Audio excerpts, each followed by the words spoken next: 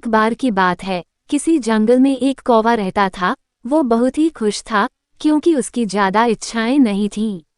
वो अपनी जिंदगी से संतुष्ट था, लेकिन एक बार उसने जंगल में किसी हंस को देख लिया और उसे देखते ही सोचने लगा कि ये प्राणी कितना सुंदर है। ऐसा प्राणी तो मैंने पहले कभी नहीं देखा। इतना साफ और सफेद, ये तो इस जंगल में औरों से बहुत सफेद और सुंदर है, इसलिए यह तो बहुत खुश रहता होगा। कौवा हंस के पास गया और पूछा, भाई तुम इतने सुंदर हो, इसलिए तुम बहुत खुश होगे। इस पर हंस ने जवाब दिया, हाँ मैं पहले बहुत खुश रहता था, जब तक मैंने तोते को नहीं देखा था। उसे देखने के बाद से लगता है कि तोता धरती का सबसे सुंदर प्राणी है। हम दोनों के शरीर का तो एक ही रंग है, लेकिन तोते के शरीर पर दो दो रंग है। उसके गले में लाल रंग का घेरा और वो सुर्ख हरे रंग का था।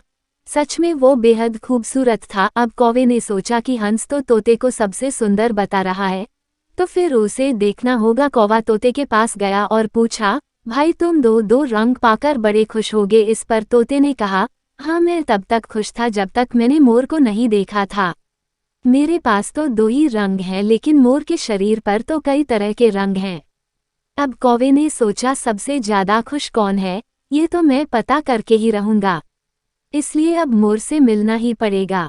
कौवे ने मोर को जंगल में ढूंढा, लेकिन उसे पूरे जंगल में एक भी मोर नहीं मिला। और मोर को ढूंढते ढूंढते वह चिड़ियाघर में पहुंच गया, तो देखा मोर को देखने बहुत से लोग आए हुए हैं और उसके आसपास अच्छी खासी भीड़ है।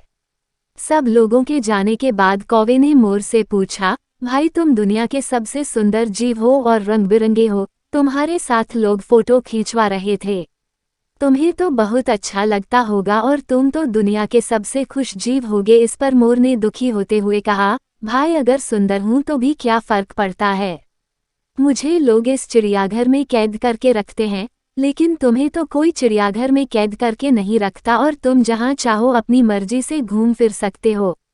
इसलिए दुनिया के सबसे संतुष्ट और खुश जीव तो तुम्हें होना चाहिए, क्योंकि तुम आज़ाद रहते हो।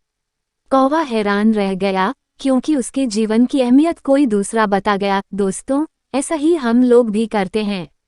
हम अपनी खुशियों और गुणों की तुलना दूसरों से करते हैं, ऐसे लोगों से जिनका रहन सहन का माहौल हमसे बिल्कुल अलग होता है।